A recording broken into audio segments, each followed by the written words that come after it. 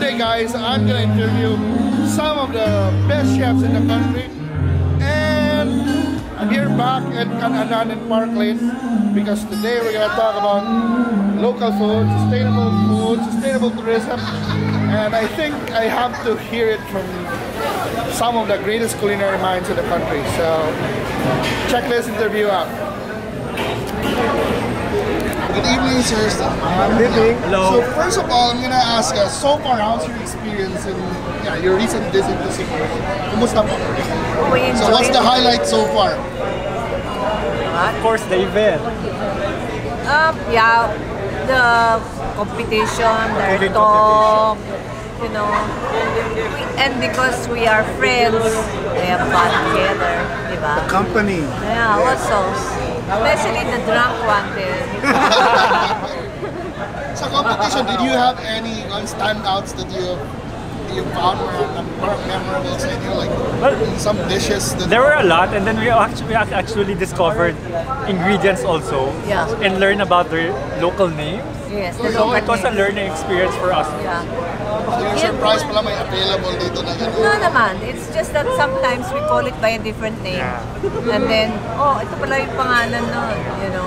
But at the same time, there are ingredients that we're not familiar with. So, especially with us who write about food, that's very strange. So yeah, I'm also a believer of sustainable tourism is sustainable food, and we need food, of course. So now about the challenge is, how do we market the Filipino cuisine to the modern, in the age of social media? I mean, do you have any thoughts about it?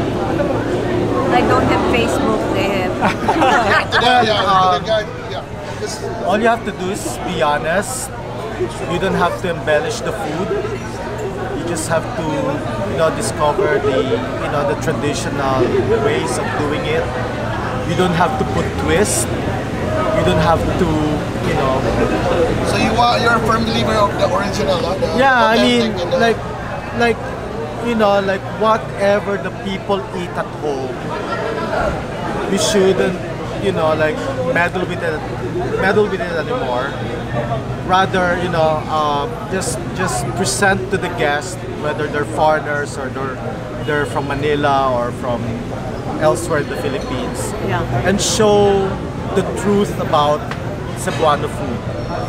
You don't have to use, like gelatins and seasoning and spices that's imported. So you just have to be honest about Use it. your own. Use your own. Yeah. You don't have to But of embellish. course, but of course, you can bring the dish Into to the another level. 21st century also. You have to. I mean, it's not going to look like labu-labu the way it was before. Diba? You just make it clean, make the presentation clean, because like sometimes our food really is, because of its, especially if it's fish and gata. Just have to arrange it properly. Don't change the cooking technique. Use the same old, ingredients, and then just present it as is. So that's where he comes in. What? You Why? present it properly. No, what I always tell friends is that Filipino cuisine is one of the first fusion cuisine. No, there's so much variety and diversity in our cuisine, and we just need to embrace it and then present it beautifully to the rest of the world, and everything will just fall into place. Yeah. Any opinion on that? Well, yes. For me, take pride in what you have. Don't pretend to be what you are not by adopting foreign whatever. But ang point ko, you showcase what you love, what you eat every day, what is locally available, and the world will know about it. Be true to yourself. Yun ang sinasabi ni Ige na honesty and the ano sabi mo? Honesty is the best policy. Yes. Kasi we love our food, whatever region you come from. We eat it every day. And yet, what gives, no? Like, bakit for several decades, nahuli tayo internationally. Because we did not take pride in our own. I think it's about time. Matagal nang matagal nang kanyan. But the thing is now is the bigger issue is there such thing as a national Filipino cuisine? It's a byword now in America. We did not have to translate what sisig is. So what do you think is the next sisig? Well, the inasal has been there. No, even before sisig.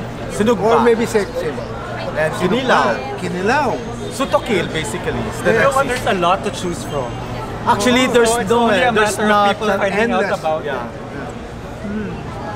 Like people now are looking for hyperlocal, meaning that's really deeply entrenched in, let's say, for instance, there's a group from Argao, Cebu, and they have like fantastic products. There's the sequate, the torta, and like it's a matter of like putting all these things together, and they don't have to change anything. They don't have to change how they produce the chocolate. Of course, like when you use the chocolate, no, it's gray, it's brown gray, it's taupe, not like rich chocolate gray.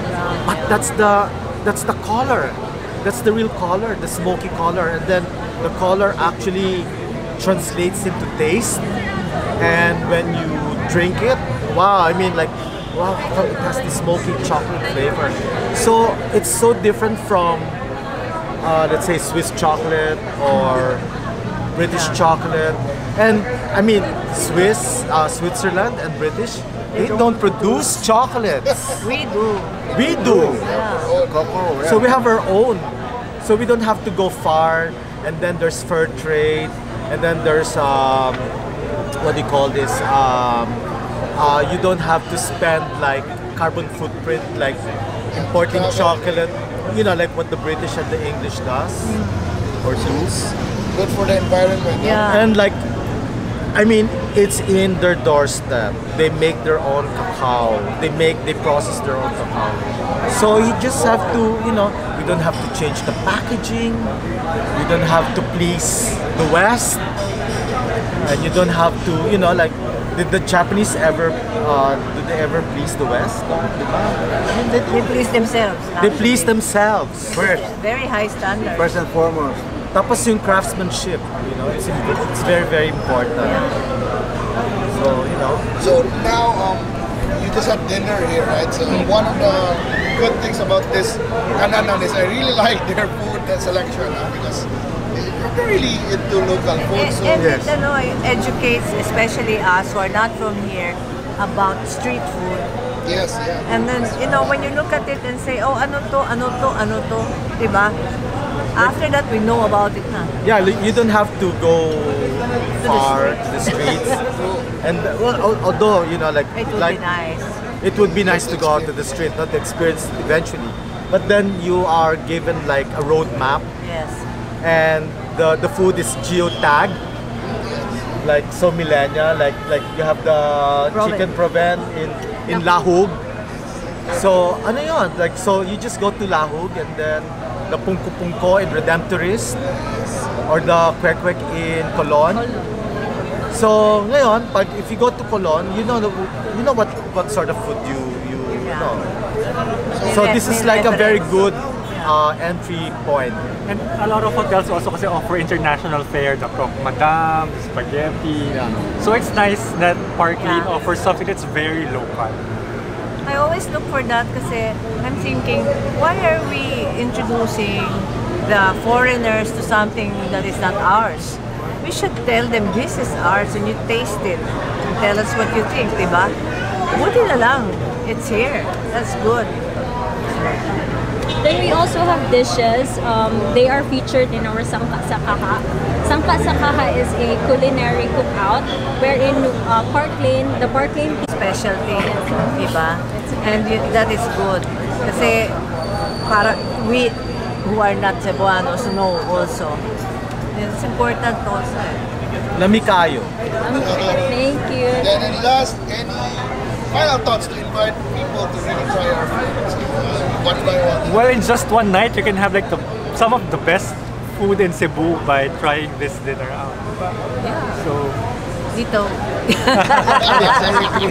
Well, Ganun din, I agree. diba? Like you don't Yes. have to go far, Park but Lane. this is like if you have like very little time in Cebu and you want to explore the food of the city, this is like a one-stop shop restaurant place where you can actually experience all the food. Be sure to take your notebooks or take pictures of the food, and then so on your next visit to Cebu, you can venture out and really explore the city based on what you learned from Parklane. Kan-anan one restaurant. tip, ask the chef to tell you about the story behind everything. Correct. It makes it more delicious if you know the story behind it. See, Chef June is really, like he's really knowledgeable about the food here. Sutokil, So to kill it. nothing beats Sutokil because it's kinilaw and suba, and I mean, it's really a feast already. How about you, sir? Oh, you know, Gin and tonic. soup number 9. It's the gin tonic here. Gin and- Yeah, the soup number 9 ang tawag. Lanchaw, Did you lanchaw. try that? It's like, basically like, it's so similar to the badakwa. Now, there's a lot of collagen from the boiled the skin of the cow or calabaw, whatever, and the bull's testicles, the horse penis, it's an aphrodisiac, and pig's brain. You know, it's really food for the brain. Not brain. It's a hyper. Okay, so it's something. I mean, it's something different, something to really to. And for me, it can be only found here in Cebu.